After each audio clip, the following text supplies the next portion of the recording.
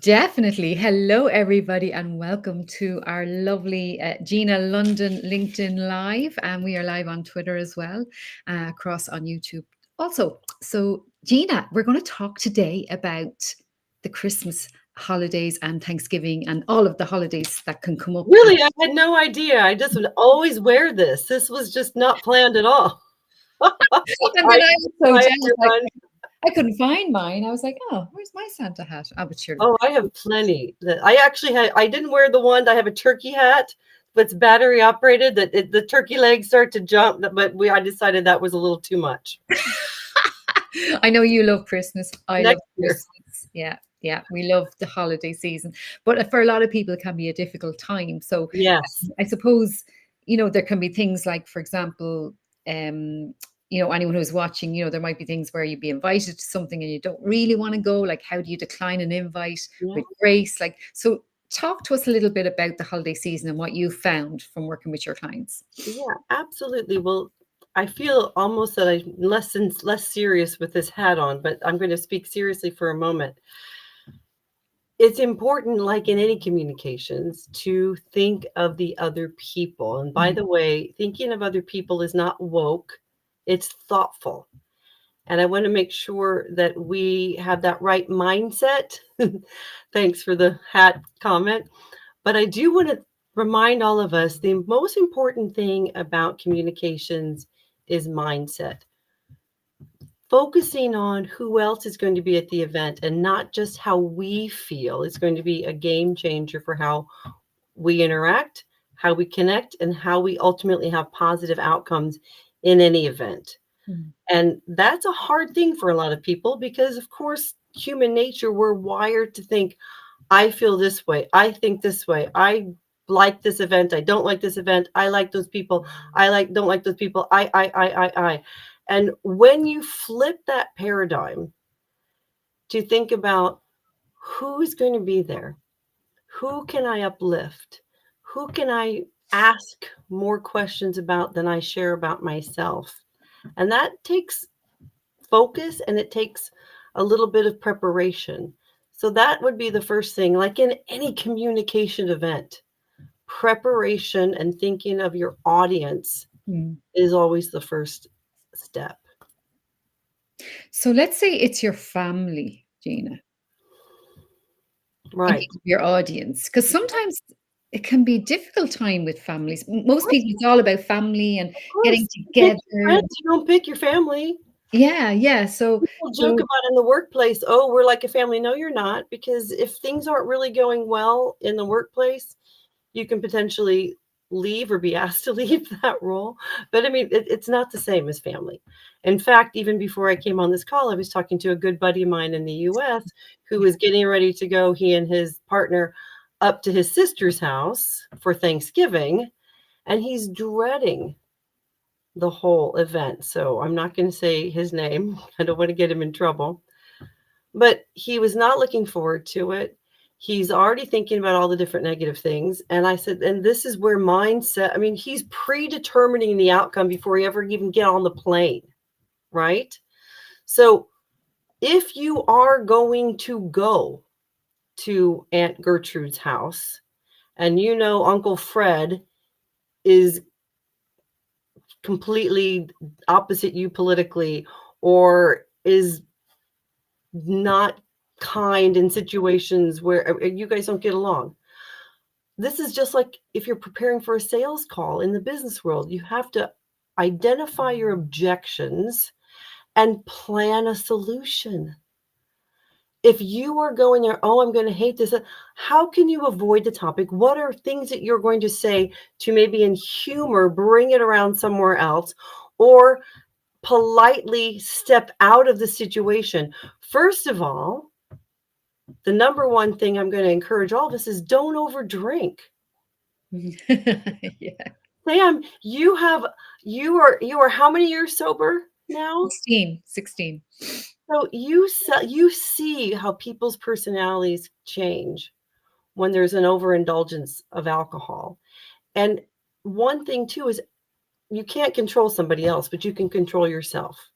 So So at the very minimum, have that glass of sparkling water or that water in between. So pace yourself, because it's a lot easier to get triggered by Uncle Fred when your defenses are softer because you've overindulged. When you have planned, first of all, prepare. What are some of the things you're going to say or do to get out of those situations? How can you answer with this humor or don't take the bait? Those kinds of things are important to prepare yourself for if you are going to that event. If you're not going to go to that event, then this is where you need to plan in advance of how can you gracefully say no. Mm. Not every time that my buddy has to go up to Minnesota to hang out with his sister does everybody have to go. So if you're getting invited to something and you're angsting because you don't want to accept that invitation and there's no familial obligation to do it, then politely decline. Thank you so much for the invitation. We can't attend this year. And by the way, you don't need to say why. Okay, that was what I was going to ask you. Okay, You do so not need to fake. You do not need to fake. I've got another appointment or I've got another whatever. You simply do not have to. But you thank you for the invitation. Unfortunately, we aren't going to be able to attend this year. so people should write that down actually. Say Yes. that again, Gina. Just say it one more time. Well, first you acknowledge. So thank you for the invitation. Unfortunately, we are unable to attend this year. Now that's a softer approach, I think, than saying, I don't want to attend, or I'm never going to go to your house, or Uncle Fred is horrible and I can't be in the same room with him. I mean, you don't have to leak all those things you might be thinking. Mm. And you also don't have to make it up. Little Susie has come down with the flu, and then little Susie's posting over on TikTok about what else she's doing and how healthy she is, and the whole family sees that little Susie is actually quite well. I mean, you can't say to little Susie, hey, you have to pretend to have the flu for the next 5 days because we've given you as the excuse. I mean, think about the things, the gymnastics people do Mm. in the workplace and especially in a family situation to avoid having a conversation that is probably less loaded than we make it in our heads.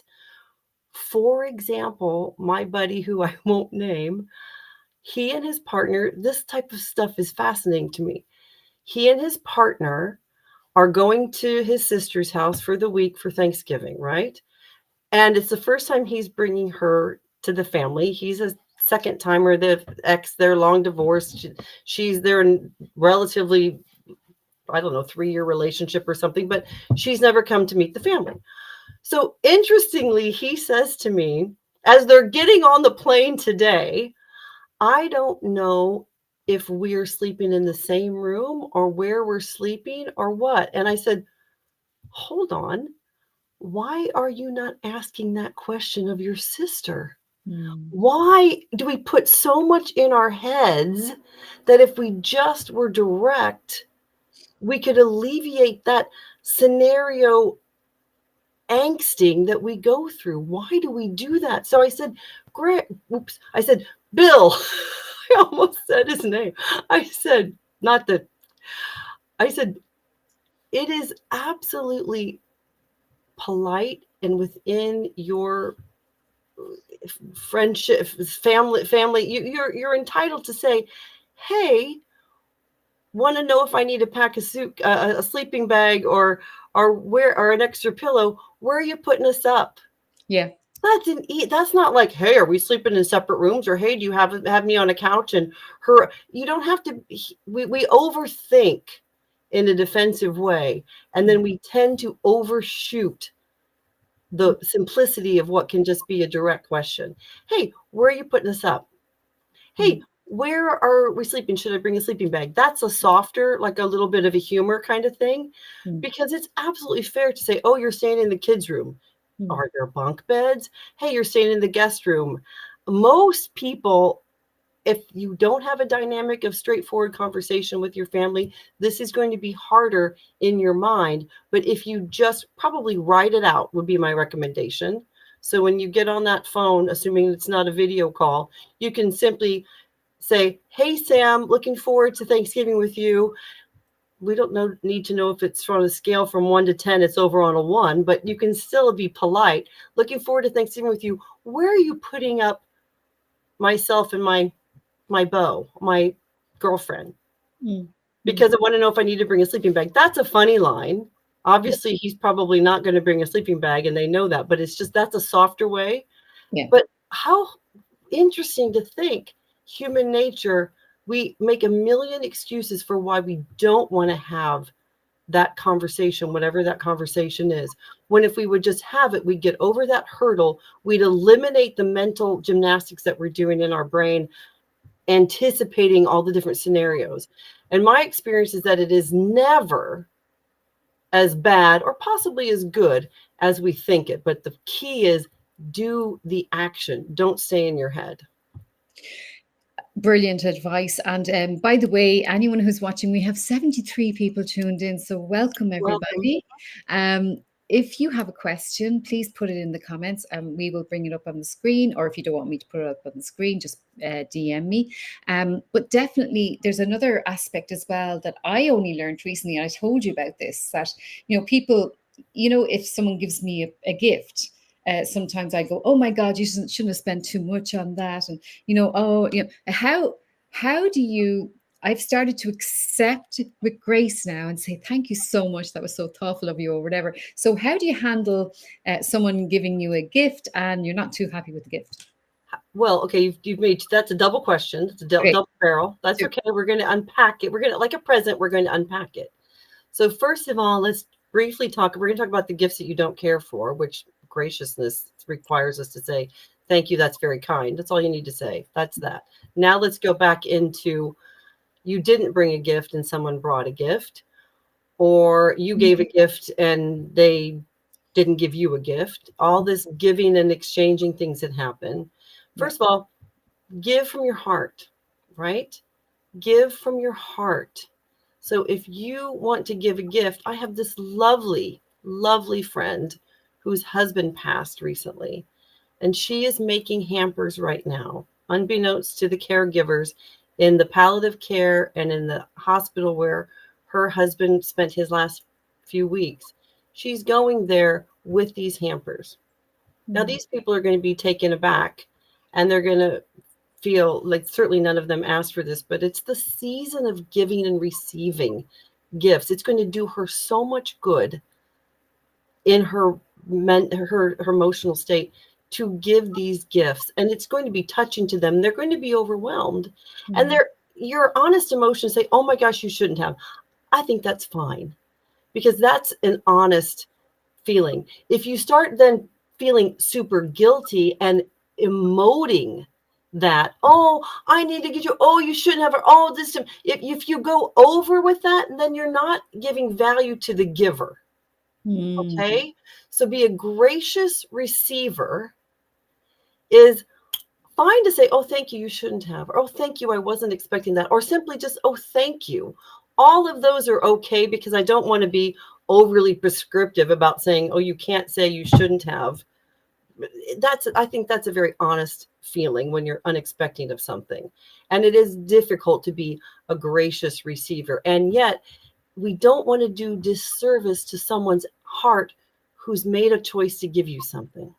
Yes. You can decide on the backside. You don't need to share everything. Communications, being intentional and thoughtful about it, doesn't mean you over communicate. It means you judiciously communicate, right?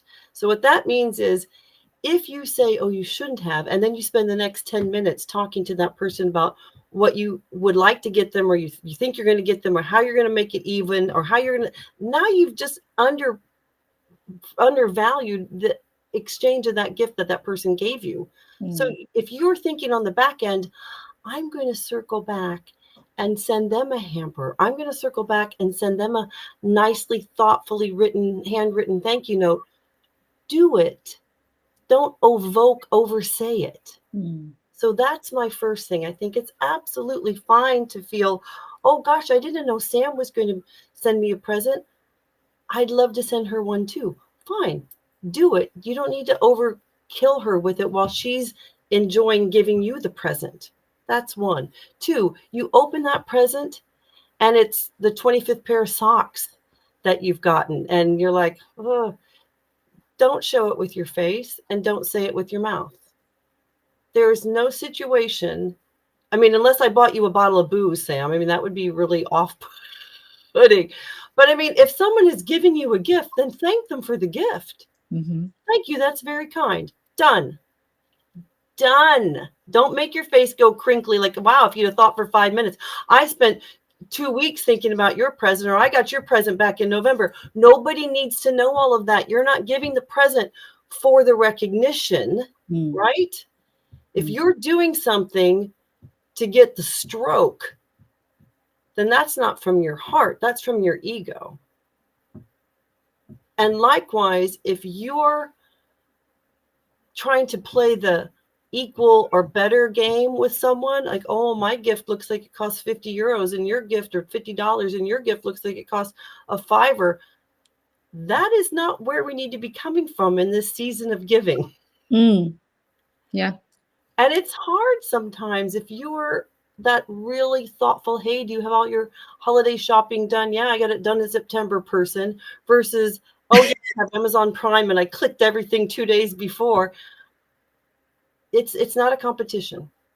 And different people have different organizational styles, and we can't make other people meet or exceed or whatever our expectations. So first of all, lower your expectations for the holidays, folks. Live in the moment. Do not live in the scenario of what you expect it to be. Like, I'm having 20 people over for Christmas.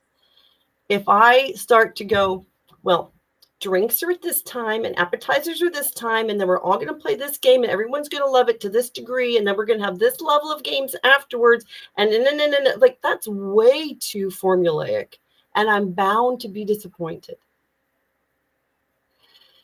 Breathe and enjoy the chaos. I said to my friend going to Minnesota, just be in the moment. What are you packing? Is there something thoughtful that you can get for her kids, or something not so thoughtful you can get at the airport on the way to see her kids? His partners bring in a game. Fabulous. Keep it real. Keep it low key. You don't have to make the most extravagant dinner or dessert if you're going to somebody's house, or you don't have to be Martha Stewart. You can buy the ready-made roasties. I don't know what there is. You can buy. I buy ready-made stuffing and turkey. And so what? I like to do that stuff, but that's because I like to do that stuff. But I also know where I'm going to simplify things so that it's easier for me. And it's not like, I don't want to have my stress leak out to everybody else. Yeah. That's a big holiday no. Reduce the stress. And also, don't forget, people are going through different emotions in their heads at any particular time. As I mentioned, I just saw that friend of mine whose husband just passed. It's the first Christmas without him and her little children. And people feel very lonely. You know, the statistics around depression during the holidays, it goes way up. So being kind, being thoughtful. I would rather have, like, my daughter and I, we make Christmas cookies every year because, even though we live in Ireland where it's not such a thing, it's a very American tradition. We make little plates of them and we hand them out to our neighbors because we want to. And it's a low-cost little gesture.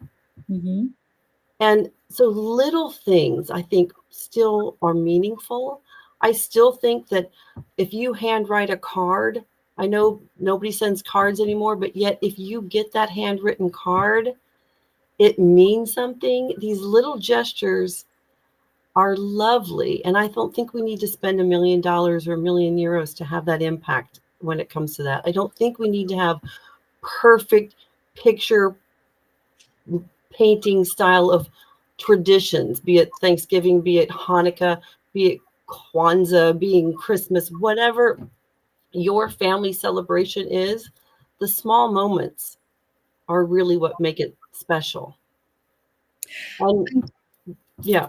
And just for the office parties, there's a lot of Yes, Christmas parties coming up. Okay, so there are a lot of Christmas parties coming up. So I know for me, as someone who doesn't drink, and I might give a little tip afterwards please. about, if someone is coming to your house and they don't drink, or they're the first Christmas sober, I often give tips about that. Please. I Yeah, suppose please, Sam, jump in. I think that's really important. I would say, as a hostess, always have alternative beverages. exactly. Always have the sparkling water, have the lovely cordials, have something that takes that pressure off of that person that, like you said, for whatever reason, Yeah, they might might not decide want they just don't want to, they're driving or something. So it's nice to have to. Of the, course. the alternative, but also not to make a big deal out of it Oh my gosh, is yeah. the best thing ever. And I always often say, look, the less of a deal you make of it, you don't have to hide all the booze. Like, Well, the less of a deal you make of it, the better. And then, for the person who is in recovery, that is their first or their first Christmas just not drinking, go out for a walk after dinner, or suggest like going out for a walk or doing something that's a beside, great and meet up with other people who maybe aren't drinking. So that's just my little tip there for That's really helpful, Sam. And again, I think that people, we need to plan for our situations. And if you're thinking, oh, I'm going to go to my first family gathering and I'm not drinking this time, and there's going to be that one Uncle Fred who says, oh, come poor on, Uncle Fred. come on, just this one. There are those, It's in Christmas. whatever context, the Mrs. Doyle's out there. Go on, go on, go on. And if you don't get the reference, folks, watch Father Ted. It's well worth it. I didn't know about it till I moved here, but it's a great series. Father Ted, Mrs. Doyle. She would never take no for an answer when it comes to tea. But it's the same thing in a holiday setting. People are really pressuring a lot of other people to join in the holiday spirit, and graciously say no. And then if you need to extract yourself, say, you know what, I'm also on a regimen and I'm going to go do a little walk now. You don't have to be a jerk about it, and they don't have to be a jerk either. But again, you can't control them. Mm-hmm. So if Uncle Fred starts to put on the pressure, keep the smile while you're pushing your thumb in your palm to deflect the frustration you might feel in your face. This is a great control mechanism, folks. If you've not seen this yet, you take your thumb in your palm and you can turn that right around and be invisible. And then with the calmest voice ever, say, thanks, Uncle Fred. No thanks. And you know what? I'm actually going to take a quick little walk to get some fresh air and cool off from you, but don't say that part. But these proactive tips, and then practicing them out loud, keeping you in the space of self-control. In a workplace environment, there is often a tendency to stay out too late. I'd encourage you not to be the last person that comes home. I'd encourage you to keep your wits about you. There is going to be the next day after the holiday party. Mm. And as much as we like to think that, oh, the holiday party is its own thing, if you're in a big organization or a small organization and you're seeing those same colleagues the next day, your reputation does not take a holiday. Yeah. And so you can overcome a mistake. I'm not saying that none of us will make mistakes during any time of the year, not just the holidays, but in particular, if you know you're prone to these things, or you know your behavior, take precautions. Pre-book the taxi at 11 instead of 1. Mm-hmm. Take some actions. Have a partner, have a wing buddy who you can rely on. Yeah. Take the Well, key actually, there's a good one that I actually is noticed. preparation. Yes, ma'am. I noticed, like I would often slip away from events. Like once the second, third drink comes around, it starts getting a little bit different, and you're hearing the same thing being said again. That's when I know, okay, it's time to go now. Do you Yeah. know they never notice that I've gone? They'd be It's like, "What time funny. did you go at?" Like Yeah. they don't notice. It's a funny thing because in an American context, we wouldn't typically do the Irish goodbye, which is to slip away. And yet, you're right. In a busy party, if it's in a home, or if it's in an office, it's probably smarter to leave Well, I'd soon say to the and don't host, worry about it to yeah, get out.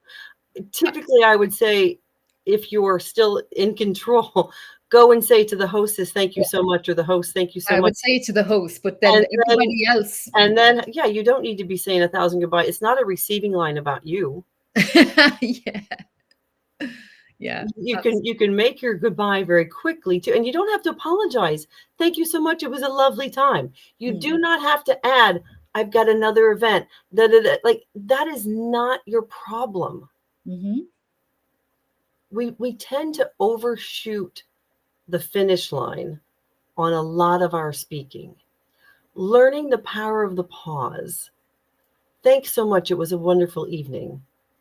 I'm leaving now. It was great. Thank you so much. You're putting on your coat. You don't even probably need to say you're leaving, because they go, "Oh, you're leaving? Yes, thank you so much."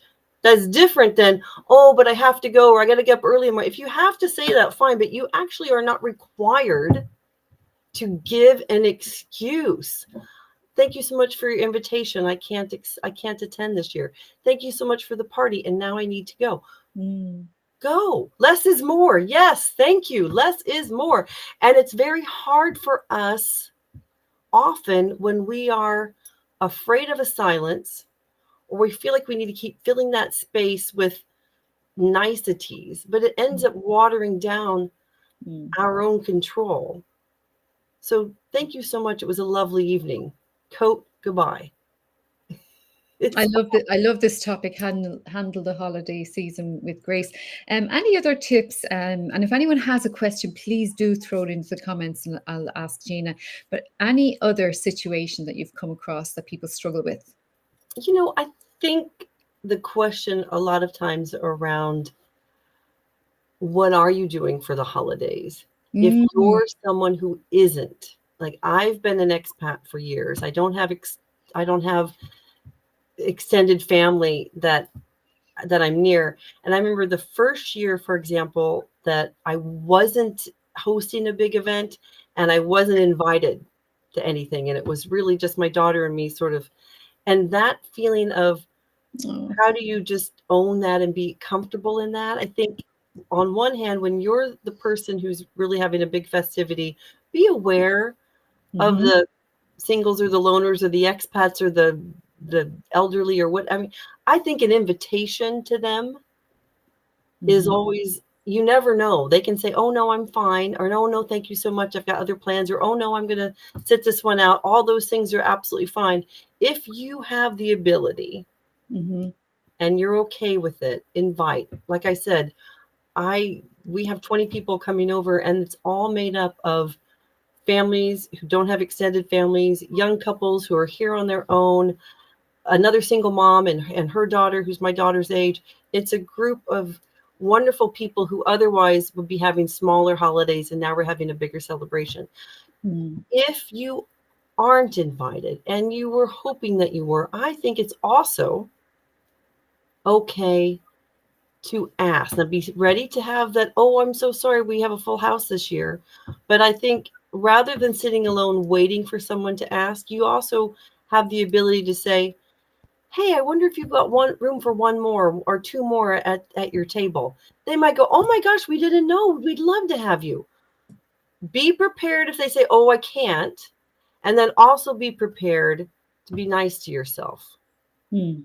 So Christmas or whatever holiday, but in particular Christmas, because I mean, look at me with the hat. I mean, and Hanukkah, of course, is more days. But when you are alone on a particular holiday, you Mm. didn't get invited to the dance, you didn't get invited to the Christmas party, whatever it is, please know, keep it in perspective. It is one day and it will pass. Mm. Watch a movie that you've always wanted. Treat yourself how you would make it special for you, or make it not special at all, and go out for that walk. Do something to occupy your mind. Don't let yourself over festival it, if that makes sense. I mean, that, Yeah, don't be influenced by social media and yeah, well, and you might need to turn out for that day. I mean, look, I'll take the hat off, so we're not over running into the whole, the life is full of events that we Mm-hmm. don't get invited to. The Mm-hmm. whole FOMO thing, there'll be other holidays. Yeah. There'll be other Tuesdays that feel great when Saturday didn't, right? Not everything is going to live up to our expectation, Mm-hmm. and that's okay. To be able to learn to sit in silence, to be able to deal with disappointment, that's a evolution. That's an ongoing learning thing that it's hard. So for those of you who find yourself in that situation, take heart that you're not alone in your loneliness. There are lots of people that aren't doing things on a particular any given day. Well, For those who, actually, yeah, and for those of you who do have an abundance, if there's someone even down your street or someone that you, we have a lovely couple, by the way. Not that I'm so fabulous, but I am in tune to that. Those people that don't have others around them. mm, I met a young couple back in March walking their dog. They have a mini schnauzer like I do, and we got to talking because of course the two dogs were sniffing each other and doing what dogs do. And we just got to talking, and I said, "Oh, they just moved here from Florida. Oh, and they were lovely." And yes, I didn't invite them until after I linked them up, looked over them on LinkedIn, and I mean, I didn't just introduce random people as I was accused of by my lovely neighbors and my daughter, but I did invite them to our Easter dinner, mm, then later on that month, and they had a great time. And otherwise, it would have just been the two of them and their dog in yeah. their apartment. And now they're coming to Christmas as well. Mm, You never know who is an arm length away from you who could use a little TLC. mm, If it's a small gift, you don't have to spend a lot of money. I have little pencil kits that I give to some people. I have little tiny Christmas ornaments that I give. Sets of candles are a nice little gift. It doesn't always have to be that bottle of wine, by mm. the way, back to Sam's point. There are so many lovely Snow globes, small snow globes. things you can do. Yeah. Absolutely. Back to the point, less is more. Yeah, absolutely. And yeah, I'm just looking at the time here, so I just want to be aware of the time of this. So just before we wrap up, just I know that there might be people as well that that they have a huge fear around. There's so many Christmas parties. Which ones do I say yes to? Which ones Right. do I say no to? So how do you decide, or what do you do there in that situation when there might be several different invitations to business Christmas parties? I mean. Right. I actually just had to say no this morning to a Christmas invitation that probably cool factor would have been a better one to go to. This is no one listening a lot. I think you should be honoring your commitments. I'd Mm, already said yes. Thanks, Neil. I'd already said yes to one. Then I was asked to a different one and they completely conflict. mm, And I will admit that I had that dilemma of could I, would I, how can I get, and then yeah. I made the decision. No, I've already said yes to the host of this one. So I'm going to now write to the host of this one and say, thank you so much for your invitation. I'm double booked. So Mm, being honest. And I think that's something that you have to make a decision. Now, to be perfectly honest, if you, everything's situational.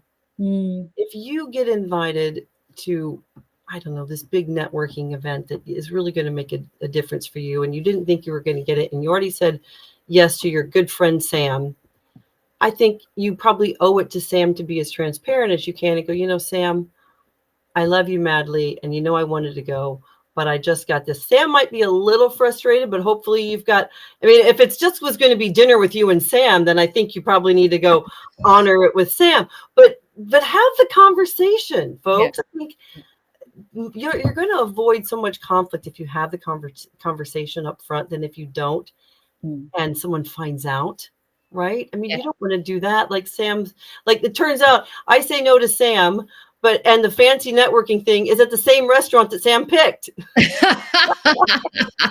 I gotta do, Mrs. Doubtfire and go like this into the other room. Yeah. I mean, try to think about the other people. Try Mm. to understand if it's going to be an occasion where you can beg off if this is something super aspirational or that you didn't know you merited an invite and now you do, and those kind of things. And do also see, can you go for an hour to Sam's, and is it close enough then to go for the hour of the other time? I mean, can you split the difference? There is some give and take and compromise during this season, which I also think is really important, to give yourself a breath. If you start to get overwhelmed, then you probably need to go home early. You probably need to skip something. You don't have to be everywhere, Yeah. Mm. because there is certainly a burnout of the Christmas or the holiday chaos and all of the obligations. So do feel comfortable saying no. Do plan in advance for the objections that you're going to want to overcome. Do be gracious, but also no less is more. You don't have to over trim the tree when it comes to these things. Yeah, And I and then think some. and lean into your friends. If you've got something that's giving you a little anxiety, talk about it. Absolutely. And I know just one thing that I did one year with my husband, it was just myself and my husband, and we decided, so first of all, for anyone who is in recovery, there is usually a meeting on Christmas morning. And then there's one in the evening as well. So even if you need to get away either end of the day, then you can do that. But we actually volunteered at the homeless center, and we did so because we were like, well, we do in between, like, and we actually did that, and it was great, and we got a How free was it? Christmas dinner ourselves, so it Yeah. was great. I didn't have to cook at all, so it And was what really was nice. that feeling to see everyone that was in a more difficult spot than you were?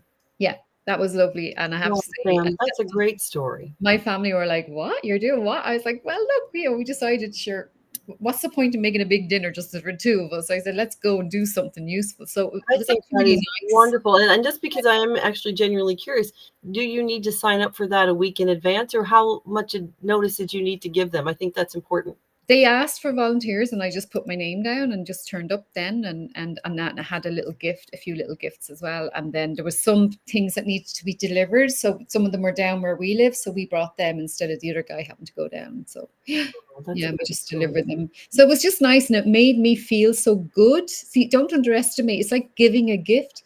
It's actually making us feel so good, giving you that gift, Of so that course. we feel like it actually helps me. Oh, It of course. helped me, you know. There's a byproduct to Yeah, giving. It doesn't have to be completely altruistic, and there's nothing wrong with that. When yeah, you give, the act of giving gives yeah, something back to you, which is why it's important to give from the heart and also to receive from the heart, so that you don't undermine the giver, and that you also don't put too much pressure on yourself as the giver as well. yeah, Wonderful. And the best thing you can give during this season is time. yep. Hmm. Hmm. And don't underestimate the power of being a babysitter for people as well. Because I remember when I was younger, New Year's Eve was one time you could never get a babysitter. And I often become the babysitter on New Year's Eve for whatever, because it doesn't interest me New Year's Eve. So just, little things like that can help people out. But these are great tips, Gina. Thank you so much. Oh, you're welcome. I think for anyone, the key is to know yourself, Mm, prepare for situations that you think are going to be uncomfortable, get out of your head, get into a conversation with that person or people, get it out. The sooner you get it out, then at least you can wait for the response, as opposed to having it here in your head and just having it take a life of its own. And yeah. then be in the small moments. Don't try to have everything be some picture perfect postcard, because that's rarely the case. Mm, And be forgiving and be kind. yeah. I mean, we'll Absolutely. get through it. January 2nd is going to take place. And Yeah. hopefully you're going to have some really good memories, as opposed to a lot of, I don't know, anger and frustration and disappointment. Like, why bother? Life is short, man. Make make it make it simple, make it calm, make it festive as much as you want. Like, I'm unapologetic about my goofiness with Christmas, but it's not a high-end goofy. It's a few little sparkles, and I like to light a candle, and I put on the goofy hat, and that's plenty Same. for me. Yeah. And can I just ask a quick one? What was the best, simplest gift that you ever received? Do you mind me asking? I know this wasn't planned, but Oh, we didn't. We what did. was the simplest, nicest little gift that you ever received? I think picture books for me. Like Mm. I had my daughter put together a little album, a little scrapbook. Like she'd printed out a few little pictures and she'd drawn some little things. That meant a lot to me. And of course, as a parent, those silly little handmade gifts are darling. And I think cheaply, by the way, the salt and flour ornaments, if you don't know the recipe, go look it up. It's super easy. And you can pop a little hole with a chopstick or a toothpick in there. And you've got these, you can do little handprints or fingerprints or paw prints, and you can paint them if you want. Supremely easy and a great afternoon craft thing when the kids are home from school and you don't know what to do. But the idea that the, I don't know, Louis Vuitton handbag is going to be your most memorable gift. I think 90% of the people that I know, it's like the little paper mache, little random animal that my daughter made for me one year that still is in a position of value in my home, because those are the treasures that you can't get anywhere else. So it's And not about money, it's about heart. I got a lovely little wooden thing of a lady who came to my conference, and it said "Seasons Tweetings," and I had little Robin on it. I love it. I Well, love because it. It's it was already up. special for you. It was Yeah, special for you. exactly. Well, thank you so much, Gina. Thank you, everybody who joined us. And don't forget, if you want to learn more tips like this from Gina, go to languageofleadership.org. She has a great online course if you want to improve your communication skills in 2025. And as you can see, she has a great sense of humor as well. So thank you so much, Gina London. And thank you, everybody, Maria, Neil, everybody who commented. Thank you. And have a great holiday season.